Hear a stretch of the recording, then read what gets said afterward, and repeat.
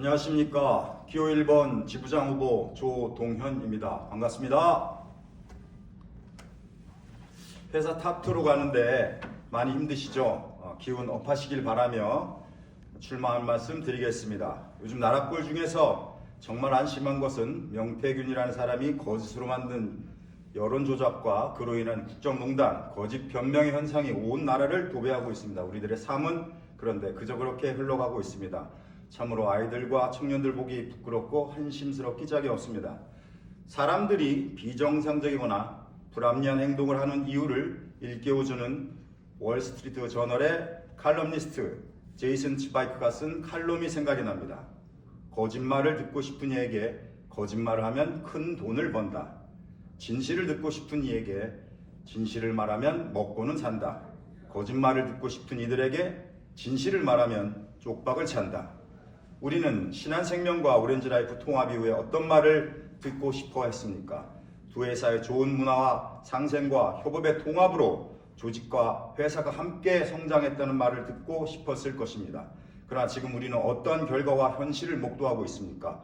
통합이라는 단어를 회사와 노동조합은 달리 해석하고 있지 않습니까? 끊임없는 인원 감축, 원격지 발령, 많은 업무 경험과 숙련된 직원들에 대해 고액 연봉이라는 프레임을 씌워 병리된 조직을 만들었고 직원들 간의 을과 을 반목을 만들어 왔습니다. 이에 앞장선 이들을 우리는 잘 알고 있습니다. 지금도 그러한 일들은 반복되고 있습니다. 더욱 가슴 아픈 일은 그러한 회사의 움직임을 노조는 숨죽이고 암묵적 동조를 한다는 것입니다.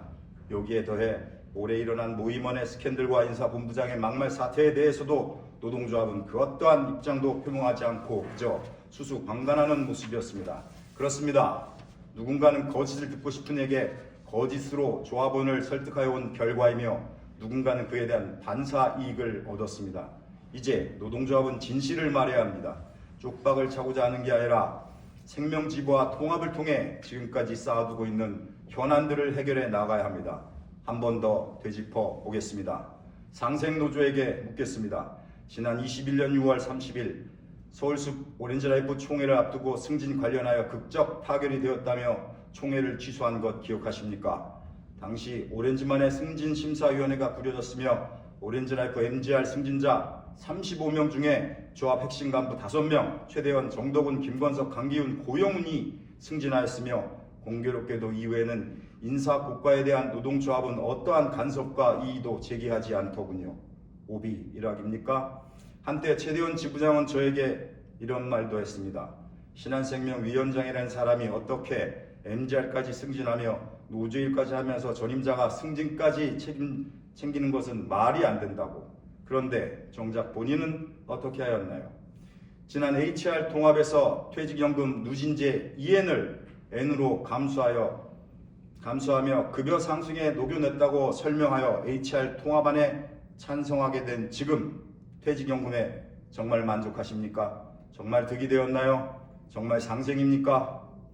23년도 조합원들의 희망 퇴직으로 힘들어할 때 지부장이라는 사람은 몰래 합의서를 작성하고도 조합원에게 그 내용을 공유하지 않고 있다가 조합원의 정보 공개 요구에 마지못해 해당 조합원에게만 퇴직안을 전달하였습니다. 저는 그 희망 퇴직에 대해서 노동조합의 입장을 분명히 하라, 인사 쪽과 협의하여 최소한의 조합 의견이라도 제시하고 회사와 강제 면담 금지 등 조합원의 입장에서 성명서와 댓글을 쓴 기억이 납니다.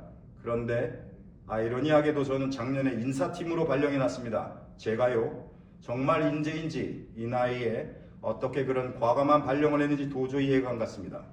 당연히 인사팀으로 발령된 저는 노동조합에서 자동 탈퇴되었습니다. 이게 뭡니까? 지난 22년 8월 23일 노동조합 HR 잠정 합의안 설명회에서 조합원의 주니어 저차월 시니어 임금 캐치업에 대한 문제 제기에 현 기호 2번 김건석 후보는 오해는 같은 직급에서도 임금 갭 차이가 너무 많이 나고 한순간에 극복하기 어렵다.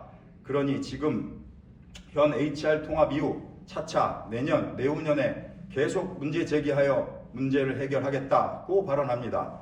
네이버 카페 48분 21초에서 50분 사이에 있습니다. 그런데 보시죠. 지난 3년간 HR 통합 이후 현 집행부가 이 부분에 대해 어떠한 노력을 했나요? 성명서 단 한 줄이라도 내보냈습니까? 정말 상생노조입니까? 모두 현란한 미사여구와 좋은 말로만 국면을 벗어나고 진심 없는 거짓으로 점철되어 있습니다. 한때 같은 조합원이었다는 게 부끄러울 때도 있습니다. 이제 기호 1번의 얘기를 조금 하겠습니다. 저는 임금 피크제와 관련해서 이에 따른 보상에 대해 주니어, 저연령 시니어의 요구가 있다면 과감하게 공론화하고 그 해결책을 찾아가겠습니다. 즉 조합원의 이해와 요구를 듣겠다는 겁니다.